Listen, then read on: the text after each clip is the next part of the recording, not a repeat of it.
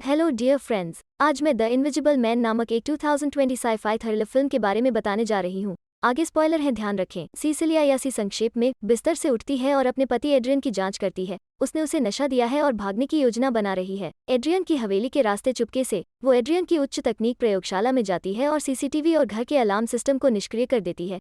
वो चुपचाप गराज में जाती है। एड्रियन के कुत्ते ज्यूस को देखकर उसे भी मुक्त करने का फैसला करती है। एक कार अलार्म ट्रिप हो जाता है और एड्रियन जाग जाता है। वो एड्रियन के यार्ड में दीवारों के लिए दौड़ती है और जितनी जल्दी हो सके उतनी तेजी से बाहर निकलती है और जंगल में गायब हो जाती है। सी अपनी बहन अमेलिया की प्रतीक्षा करते हुए एक सुनसान सड़क पर पहुंचती है। जैसे ही वो अमेलिया की कार में बैठती है, वो एड्रियन पर इस्तेमाल की जाने वाली दवा की बोतल गिरा देती है। अमेलिया सी से पूछती है कि क्या गलत है, लेकिन इससे पहले कि सी समझा सके, एड्रियन जंगल से बाहर आता है और कार की खिड़कियों को तोड़ देता है। सी को वापस लौटने की मांग करता है। अमेलिया ने कार को तेजी से तेज किया और बहनें भाग गईं। 2 सप्ताह बीत गए और सी अपने मित्र जेम्स के साथ रह रही है। सी अभी भी अपने भागने से सदमे में है और घर छोड़ने से डर रही है। यहाँ तक मुश्किल से सड़क तक पहुँच पाती है। वो हर समय पहरा देती है। यह महसूस करती है कि कोई न कोई उसे देख रहा है। अमेलिया जेम्स के घर पहुँचती है और सी तुरंत असहज हो जाती है। वो नहीं चाहती थी कि अमेलिया उसके स्थान पर आए क्योंकि एड्रियन अमेलिया का पीछा कर सकता है। लेकिन अमेलिया उसे बताती है कि चिंता की कोई बात नहीं है क्योंकि एड्रियन की मृत्यु हो गई है। अमेलिया सी को एड्रियन के बारे में एक न्यूज़ आर्टिकल दिखाती है। ऑप्टिक्स टेक्नोलॉजी के क्षेत्र में एक धनी उद्यमी ने आत्महत्या कर ली। सी अमेलिया और जेम्स को समझाती है कि एड्रियन की आत्महत्या का कोई मतलब नहीं है क्योंकि वो नियंत्रण का आदमी था। यह कहते हुए कि एड्रियन का सी के जीवन के लगभग हर पहलू पर नियंत्रण था। उसने कहा कि एड्रियन ने उसे शारीरिक और मानसिक रूप से प्रताड़ित किया और कहा कि वह भी एक बच्चा चाहता है। वो जानती थी कि उसे उससे पहले जाना होगा, नहीं तो वो उससे कभी मुक्त नहीं होगी। उसने गुप्त रूप से गर्भनिरोधक गोलियां खाकर ही इसे रोका। उस दिन बाद में उसे एड्रियन के वकील और भाई से मिलने के लिए बुलाने वाला एक पत्र प्राप्त होता है। अमेलिया सी के साथ जाती है और वे टॉम, एड्रियन के भाई और नियुक्त वकील से मिलते हैं। वो टॉम सी को बताता है कि एड्रियन की अंतिम इच्छा सी को $40 लाख देना है। वो जेम्स के पास लौटती है और जश्न मनाती है। यहाँ तक जेम्स की बेटी सिडनी की स्कूली शिक्षा के लिए भुगतान करने का वचन भी देती है। अगले दिन वे अजीब घटनाओं को देखते हैं, जैसे कि चूल्हा अपनी लिपटों को बड़ा कर रहा है और दरवाजे खोल दिए हैं। यह तब खत्म हो जाता है जब सी अपने साथ एक कमरे में उपस्थिति महसूस करती है और कंबल पर खड़े एक पदचिह्न की रूपरेखा देखती है। वो एड्रियन पर इस्तेमाल की जाने वाली दवा की बोतल भी ढूंढती है जिसे उसने अपने भागने की रात खो दिया था, और यह उसे आश्वस्त करता है कि एड्रियन अभी भी जीवित है और किसी तरह अदृश्यता का आविष्कार किया है। सी टॉम के पास जाती है और उसे बताती है कि उसके साथ क्या हो रहा है। टॉम सी को समझाता है कि वो भी एड्रियन का तिरस्कार करता है। वो बताता है कि सी से मिलने से बहुत पहले उसे एड्रियन के साथ रहना पड़ा था। वो एड्रियन की खूनी लाश की एक तस्वीर दिखाकर सी को आश्वस्त करता है। उस रात बाद में सिडनी लड़कियों को रात बिताने की पेशकश करके सी को खुश करने की कोशिश करती है जब कुछ उसे मारता है और वो जमीन पर गिर जाती है। जो हुआ उसे देखकर नहीं, सिडनी ने सी को दोष दिया, लेकिन सी ने इनकार कर दिया। उसे और जेम्स को बताया कि यह एड्रियन था। जेम्स और सिडनी उस पर विश्वास नहीं करते और चले जाते हैं। वो घर पर अकेली रह जाती है और वो एड्रियन को ताना मारती है। सी एक चाकू लेती है और एड्रियन की प्रतीक्षा में कॉफी ग्राउंड को फर्श पर फैला देती है, लेकिन कुछ नहीं होता है। वो फिर एड्रियन का फोन डायल करती है और अटारी से बजने की आवाज़ सुनती है। अटारी में चढ़कर वो एक बार फिर डायल करती है और एड्रियन के फोन को चाकू के साथ ढूंढती है। कुछ अजीबोगरीब चीज़ों को देखते हुए वो पेंट की एक बाल्टी लेती है, उससे अटारी की सीढ़ी पर बिखेरती है और सफ़ेद रंग से ढके एक भूतिया सिलहुट के साथ आमने सामने आती है। वो चौंक जाती है और आकृति रसोई में गायब हो जाती है। सी पीछा करती है और देखती है कि इसने दर्द पेंट को धो दिया है। एक चाकू पकड़कर वो लड़ने के लिए तैयार होती है, लेकिन तुरंत ही उस पर काबू पा लिया जाता है और एक अदृश्य इकाई द्वारा उसे इधर उधर फेंक दिया जाता है। वो सड़क पर भाग जाती है, एक कार लेती है और एड्रियन के घर जाती है। सी एड्रियन के घर के अंदर जाती है और प्रयोगशाला में जाती है। एड्रियन के प्रोटोटाइप अदृश्यता सूट को ढूंढती है। यह उसके संदेह की पुष्टि करती है। सी घबरा जाती है और बेडरूम में भाग जाती है। वो कोठरी में छिपने की कोशिश करती है, लेकिन कालीन पर पैरों के निशान देखती है और सफलतापूर्वक भाग जाती है। सी एक रेस्तरां में अमेलिया से मिलती है।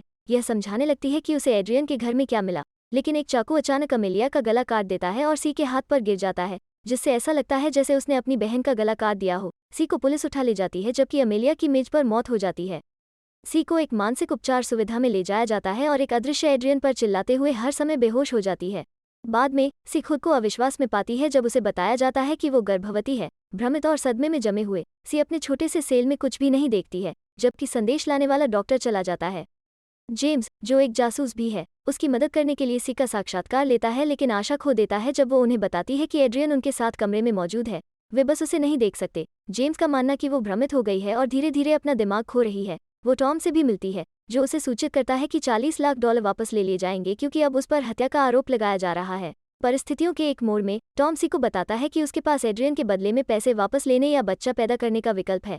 यह पुष्टि करते हुए कि एड्रियन वास्तव में अभी भी जीवित था। टॉम उसे बताता है कि एड्रियन पूरे समय जानता था कि वो गर्भनिरोधक का उपयोग करने की कोशिश कर रही थी और उसने इसे बदल दिया था, लेकिन अब यह जानते हुए कि वो गर्भवती है, एड्रियन पागलपन को रोकने के लिए तैयार है, जब तक कि वो एक साथ एक नया जीवन शुरू करने के लिए सहमत है। उसने मना कर दिया और टॉम की चीज़ों को टेबल से हटा दिया।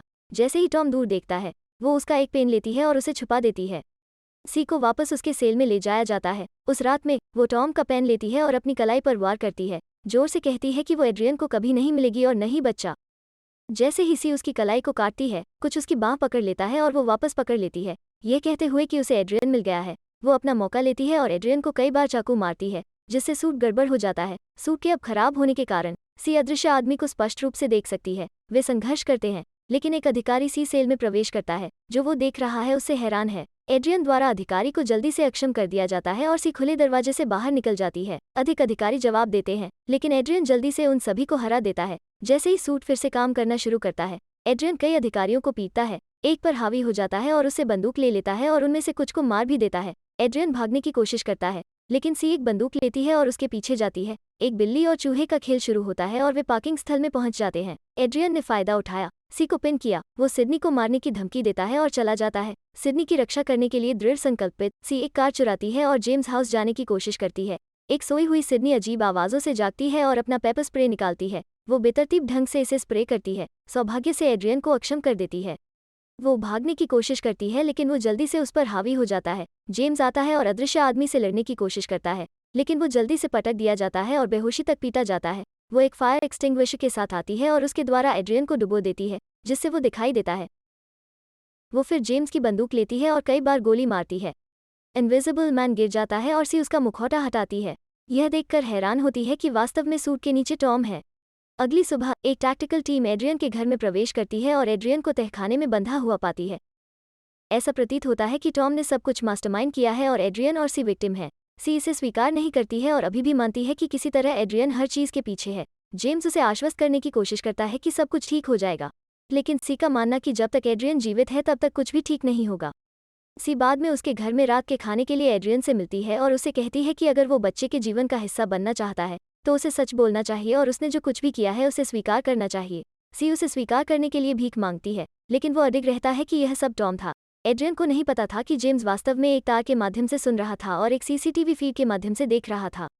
एड्रियन कुछ कहता है और वो तुरंत इसे कुछ ऐसी चीज़ के रूप में पहचान लेती है जिसे अदृश्य आदमी ने पहले कहा था। वो बाथरूम जाने का बहाना बनाती है।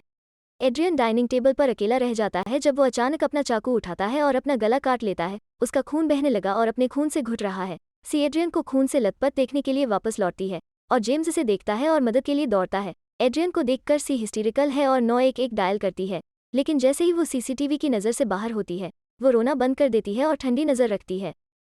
वो एड्रियन को मरते हुए देखती है। सी बाहर जेम्स से टकराती है और जेम्स सी के बैग में इनविजिबिलिटी सूट देखता है। फिर वो पूछता है कि क्या टेप पर सच्चाई को स्वीकार करने के लिए उसका कोई इरादा था और वो जवाब देती है हाँ, लेकिन इसका कारण यह है कि एड्रियन अस्थिर था। वो फिर पूछती है कि जेम्स ने सीसीटीवी में क्या देखा। जेम्स और सी समझ की एक नज़र साझा करते हैं और जेम्स जवाब देता है कि ऐसा लग रहा था जैसे एड्रियन ने खुद को मार डाला।